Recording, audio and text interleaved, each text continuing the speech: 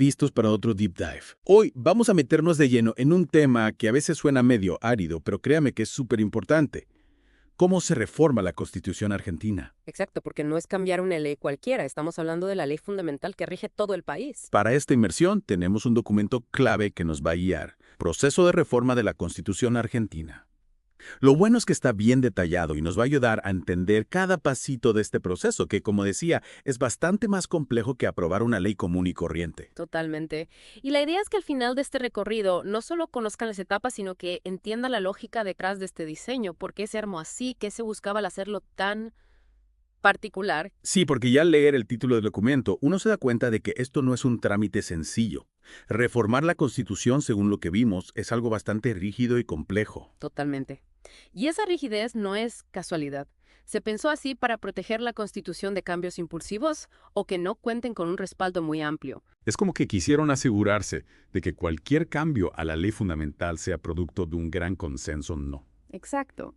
Reformar la Constitución exige un acuerdo mucho mayor que para una ley ordinaria. Pensemos que la Constitución es la base de todo el sistema político y legal, define las reglas de juego de la democracia, los derechos y obligaciones de todos. No es algo que se pueda cambiar de un día para el otro, ni por un capricho de un grupo. Claro, por eso todo el procedimiento está regulado por un artículo específico de la Constitución, ¿verdad? Sí, el artículo 30, ahí está la hoja de ruta para cualquier reforma. Y lo primero que nos dice este artículo es que el proceso se divide en dos grandes etapas. Dos etapas bien diferenciadas. Y entender esa división es clave para comprender todo el mecanismo. Totalmente. A ver, empecemos por la primera, la que el documento llama etapa preconstituyente, donde se declara la necesidad de la reforma. Acá, ¿quién tiene la manija? ¿Quién inicia todo? El protagonista de esta primera etapa es el Congreso de la Nación. Es el único órgano que puede poner en marcha el proceso de reforma. O sea que si un grupo de ciudadanos o incluso un presidente quiere reformar la Constitución, no pueden ir directamente a hacerlo, no. Necesitan sí o sí que el Congreso tome la iniciativa. Exactamente. Es el Congreso el que decide si se abre o no el juego de la reforma. Y para que lo haga, se necesita algo muy concreto. ¿Qué sería? Se necesita que el Congreso apruebe una ley especial que se llama Ley Declarativa de la Necesidad de Reforma. O sea, una ley que diga explícitamente, sí, hay que reformar la Constitución. Tal cual. Y no es cualquier ley, ¿eh? Acá viene uno de los puntos clave de esa rigidez que mencionábamos antes. Me imagino que se necesitan mayorías especiales para aprobarla. Sí, y no son mayorías cualquiera. Para que esta ley salga, se necesita una mayoría calificada. 2/3 de los votos del total de los miembros de cada Cámara. 2/3. O sea, no alcanza con la mitad más uno, ni siquiera con 2/3 de los presentes ese día. No, nada de eso. Tiene que ser 2/3 de todos los diputados y 2/3 de todos los senadores estén presentes o no en la sesión. Imagínate lo difícil que es lograr ese nivel de acuerdo. Ya con eso, entendemos por qué no hay reformas constitucionales todos los días. Conseguir esa mayoría debe ser un tema político importante. Sin duda. Y esto nos habla de la importancia que los constituyentes le dieron a la estabilidad de la Constitución. No querían que se pudiera cambiar fácilmente solo por una coyuntura política o por el interés de un grupo. Claro, se busca un consenso realmente amplio, que involucre a distintas fuerzas políticas. Exactamente. Y la ley declarativa, además de decir que sí a la reforma, tiene que incluir otras cosas. No se limita solo a decir hay que reformar. Claro, porque si no, sería como abrir una puerta a un cuarto oscuro sin saber qué hay adentro. ¿Qué más tiene que especificar esa ley? Dos cosas fundamentales. Primero, si la reforma que se propone es total, es decir, que se puede modificar cualquier artículo de la Constitución, o si es parcial, o sea que solo se van a tocar algunos puntos específicos. Entiendo. Y la segunda cosa, ¿cuál seguía? Lo más importante, el temario. La ley tiene que definir con claridad cuáles son los artículos o las materias de la Constitución que se van a poder modificar. Y esto es clave, porque marca el límite de la reforma. O sea que la Convención Constituyente, que es la que se encarga de hacer la reforma propiamente dicha, no puede salirse de ese temario, ¿no? Exactamente. El Congreso no solo decide si se reforma, sino también qué se pueda reformar. Interesante. O sea que hay como una división de roles bien marcada. El Congreso define el qué y la Convención el cómo. Tal cual. Y esa división a veces genera debate, ¿eh? Porque algunos pueden decir que tal o cual propuesta de reforma no entra dentro del temario original o que se está forzando en interpretación. Pero bueno, esa discusión es parte de la dinámica del proceso. Claro, porque al final la interpretación de la ley siempre puede dar lugar a distintas miradas. Sí, y en un tema tan importante como una reforma constitucional, esas discusiones son inevitables. Pasemos ahora a la segunda etapa, la etapa constituyente, donde entra en juego la Convención. Acá el Congreso pasa a un segundo plano. No. Exacto. Una vez que el Congreso declara la necesidad de la reforma y define los temas que se pueden tocar, la pelota pasa a la Convención Constituyente. Sería como un órgano especial, creado específicamente para este fin. Tal cual. Es una asamblea temporal que se reúne solo para debatir y redactar la reforma constitucional.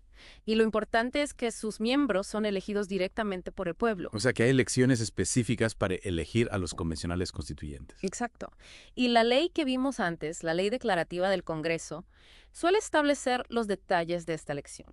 Cuántos convencionales se van a elegir, qué sistema electoral se va a usar, cuándo se van a hacer las elecciones y hasta cuánto tiempo va a tener la convención para hacer su trabajo. Entonces, la gente elige a quienes van a discutir y decidir sobre los cambios a la Constitución. Y una vez que están elegidos, ¿qué pasa? ¿Cómo funciona la convención internamente? Bueno, lo primero que hace la convención es organizarse. Eligen a sus autoridades, definen su propio reglamento interno para establecer cómo van a funcionar, cómo van a debatir, cómo van a votar, etc. O sea que tienen bastante autonomía para decidir cómo van a trabajar. Sí, dentro de los límites que marca la Constitución y la ley del Congreso. Claro, porque ya vimos que la convención no tiene poder absoluto. Su poder está limitado por el temario que definió el Congreso, ¿no? Exactamente. La convención es soberana para decidir sobre los puntos que le fueron habilitados, pero no puede meterse en otros temas. Su función es debatir y aprobar las reformas dentro de ese marco. Y además es un órgano temporal, ¿verdad? No es que se quede ahí para siempre. No. Una vez que termina su trabajo o que se vence el plazo que le dio al Congreso, la convención se disuelve. Bueno, y en cuanto a la aprobación de las reformas dentro de la convención, también se necesitan mayorías especiales. Generalmente no. Las mayorías para aprobar las reformas las define la propia convención en su reglamento. Suelen ser mayorías simples o absolutas de los convencionales presentes, pero esto puede variar. Ok. Y una vez que la convención termina su trabajo y aprueba las reformas, ¿qué pasa? ¿Ya entran en vigencia automáticamente? En general, sí. Una vez que la convención sanciona el texto reformado, ya tiene fuerza de ley. No necesita la aprobación del Congreso, ni del presidente, ni nada. Ah, mira vos, o sea que la decisión de la convención es definitiva. Exacto. Y la reforma entra en vigencia a partir de su publicación en el boletín oficial o en la fecha que la propia convención haya establecido en el texto. Bueno, para ir cerrando, me parece que estaría bueno hacer un repaso general de todo el proceso para que quede bien clarito. Dale, me parece una buena idea. Entonces, si tuviéramos que resumirlo en dos grandes etapas, ¿cómo lo diríamos? Diríamos que hay una primera etapa, la etapa preconstituyente, donde el Congreso decide si se reforma o no y define qué se puede reformar. O sea, el Congreso abre el juego y marca la cancha. Exacto. Y para eso, el Congreso necesita aprobar la ley declarativa de la necesidad de reforma con una mayoría muy alta, 2/3 de los votos de todos sus miembros. Y en esa ley, además de decir sí a la reforma, el Congreso establece si es total o parcial y define el temario, es decir, los temas específicos que se podrán modificar. Correcto. Y luego viene la segunda etapa, la etapa constituyente, donde entra en acción la Convención Constituyente. Que es un órgano elegido por el pueblo específicamente para esta tarea de reformar la Constitución. Exactamente. Y la Convención se encarga de debatir, redactar y aprobar las reformas dentro del marco que le fijó el Congreso. Y una vez que la Convención aprueba las reformas, estas entran en vigencia sin necesidad de otra aprobación. Tal cual. Perfecto. Creo que con ese resumen ya tenemos una idea general bastante clara del proceso. Y ahora para repasar algunos puntos clave que vimos. Bueno, primero hay que destacar la rigidez del proceso, que se ve en la alta mayoría que se necesita en el Congreso para iniciar la reforma. Esto busca garantizar que solo se modifiquen las reglas de juego fundamentales si hay un amplio consenso político y social. Totalmente. Y también vimos que hay una doble instancia con roles bien definidos para el Congreso y para la Convención.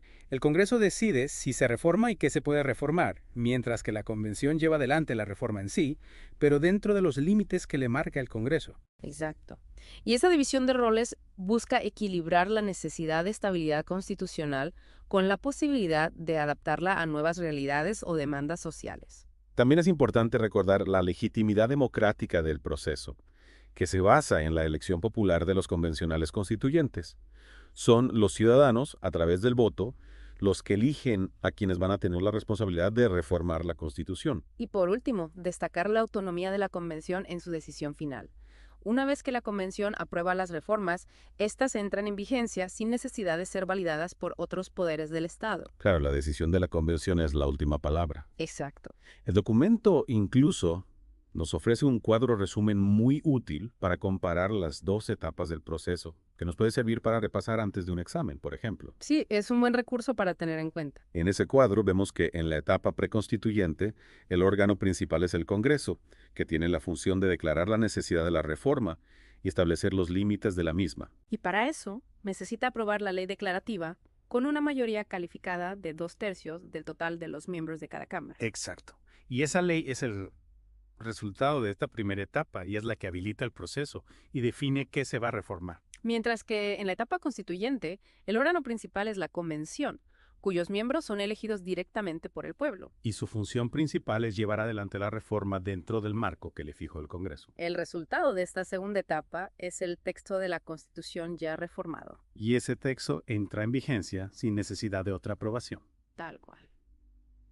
Bueno, creo que con todo esto ya tenemos una comprensión bastante completa de cómo funciona el proceso de reforma constitucional en Argentina. Sí, me parece que cubrimos todos los puntos importantes. Vimos que es un proceso complejo, con varias etapas, mayorías especiales y una división de roles bien definida entre el Congreso y la Convención. Y todo esto, como dijimos al principio, responde a la idea de que la Constitución es la ley fundamental del país y que cualquier cambio en ella debe ser producto de un amplio consenso y un debate democrático profundo. Tal cual.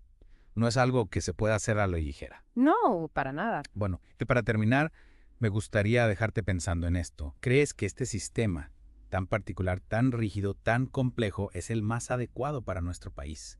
¿Qué ventajas y desventajas le ves a la hora de pensar en la estabilidad política, la representatividad, la capacidad de adaptación a los cambios sociales? Que es una pregunta interesante que nos invita a reflexionar sobre cómo queremos que funcione nuestra democracia, cómo queremos que se actualicen nuestras normas fundamentales. No hay respuestas fáciles, pero el debate es fundamental. Totalmente de acuerdo. Y con esa reflexión damos por terminado este Deep Dive.